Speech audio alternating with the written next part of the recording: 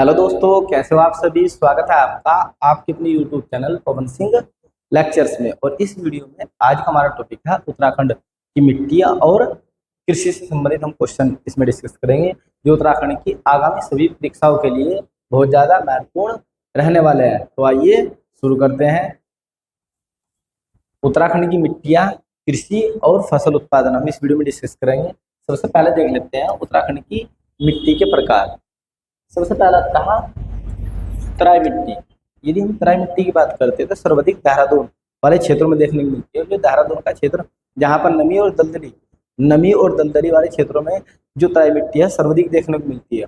और इसमें नाइट्रोजन और कार्बनिक पदार्थों की जो मात्रा होती है ना वो सर्वाधिक होती है।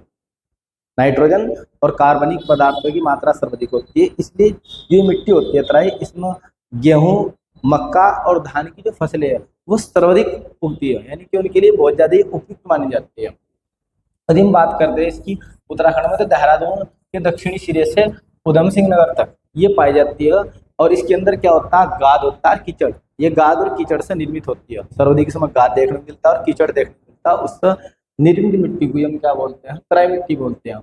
यह गन्ना और धान की जो फसल होती है उसके लिए सबसे अच्छी मानी जाती है। नेक्स्ट आता है भाबर मृदा, यानी कि भाबर मिट्टी। जो भाबर मिट्टी होती है ये ज्यादातर कंकड़, पत्थर और मोटे मलबे से निर्मित मिट्टी होती है। और इसमें बहुत अत्यधिक छिद्र होते हैं और ये खुरदरी होती है, जिसके कारण जो पानी होता है ना वो रिस्क बिल्कुल नीचे चले जाता है। और ऐसा लगता है नदी यहाँ पे आकर ना विलुप्त दिखाई देती है, यानी कि पानी ऐसा लगता है कि पानी है ही नहीं, लेकिन वो नीचे नीचे बहता है पानी। और ये कृषि के लिए बिल्कुल अनुपयुक्त मिट्टी होती है, क्योंकि इसके अंदर नाइट्रोजन और पोटास की जो मात्रा होती है ना वो बहुत ज्यादा कम देखने को मिलती है।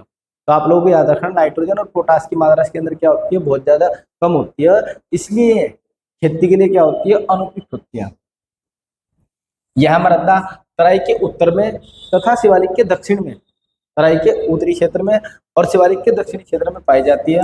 और यह हिमालय की नदियों के भारी, जो हिमालय की जो नदियां होती है ऊपर से जब तेजी से आती है ना तो अपने साथ में कंकड़ पत्थर लेकर आती है, ठीक है, और उन्हीं से मिलकर बनी होती है, निरक्षेपों से निर्मित हुई है।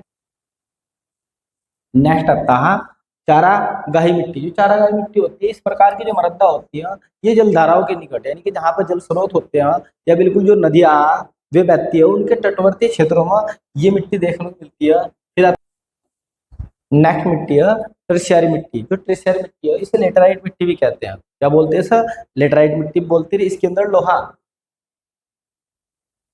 Fe+Al एल्यूमिनियम, इसके अंदर लोहा और एल्यूमिनियम की प्रचुर मात्रा पाई जाती है। और यदि हम अन्य भाग की बात करते हैं तो अन्य भाग में इसमें नाइट्रोजन, पोटास और चूना आदि देखने को मिलते हैं।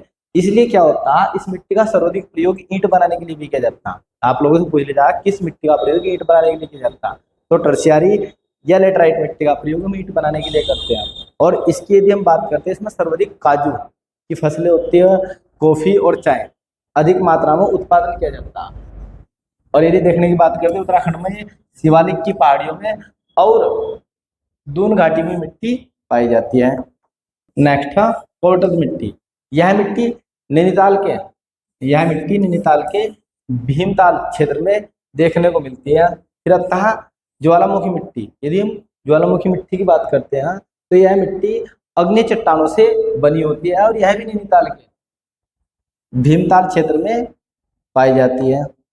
नेक्स्ट आता है दोमट मिट्टी। यदि हम दोमट मिट्टी की बात करते हैं तो शिवालिक पहाड़ी के निचले ढलानों पर तथा दून घाटी में यह मिट्टी देखने को मिलती है। फिर पाई जाती है उत्तराखंड में लाल मिट्टी। यदि हम लाल मिट्टी की बात करते हैं तो इस प्रकार की जो मिट्टी है ये पहाड़ी ढालों और पर्वत के किनारों पर पाई जाती है। एक बार फिर से लाल मिट्टी कहाँ देखने को मिलती है, पहाड़ी ढालों और पर्वत के किनारों पर लाल मिट्टी पाई जाती है। फिर आता है उच्चतम पर्वतीय छिलछिली मिट्टी। यह मिट्टी पहाड़ी भागों में देखने को मिलती है। कहाँ मिलती है मिट्टी, पहाड़ी भागों में यह मिट्टी देखने को मिलती है। फिर आता है उच्च मैदानी मिट्टी। यदि मिट्टी की बात करते हैं तो यह मिट्टी 4000 मीटर से अधिक ऊंचाई पर पाए जाने वाले घास के मैदानों में पाई जाती है और इसे अल्पाइन चारागाह मिट्टी भी कहा जाता है। आप लोगों से पूछ लिया जाएगा अल्पाइन चारागाह मिट्टी किसे कहा जाता है, तो याद रखना उच्च मैदानी मिट्टी को। फिर आता है उप पर्वतीय मिट्टी। इस प्रकार की मिट्टी घास के मैदानों से निचले भागों में पाई जाती है, जहां पर देवदार, स्प्रूस और ब्लू पाइन आदि वन देखने को मिलते हैं। नेक्स्ट आता है जोलाड़ मिट्टी। यदि हम जोलाड़ मिट्टी की बात करते हैं तो दो भागों में बटी है, एक है बांगर, एक है खादर। जो बांगर, जो पुरानी जोलाड़ मिट्टी है उसे बांगर कहा जाता है। और यदि हम बात करते हैं कृषि के लिए कम उपजाऊ होती है, एक बार फिर से पुरानी जोलाड़ मिट्टी को बांगर कहा जाता है। जो बांगर होती है वह कृषि के लिए कम उपजाऊ होती है, जबकि जो नवीन जोलाड़ मिट्टी होती है उसे खादर कहते हैं और ये कृषि के लिए बहुत ज्यादा क्या होती है, उपजाऊ होती है। तो ये आप लोगों की मिट्टी थी उत्तराखंड में। इस वीडियो में इतना ही। यदि आपको हमारी यह वीडियो पसंद आई हो तो आप हमारे YouTube channel Pawan Singh lectures को अवश्य सब्सक्राइब करें, लाइक करें, कमेंट करें और शेयर करें। Thanks for watching this video.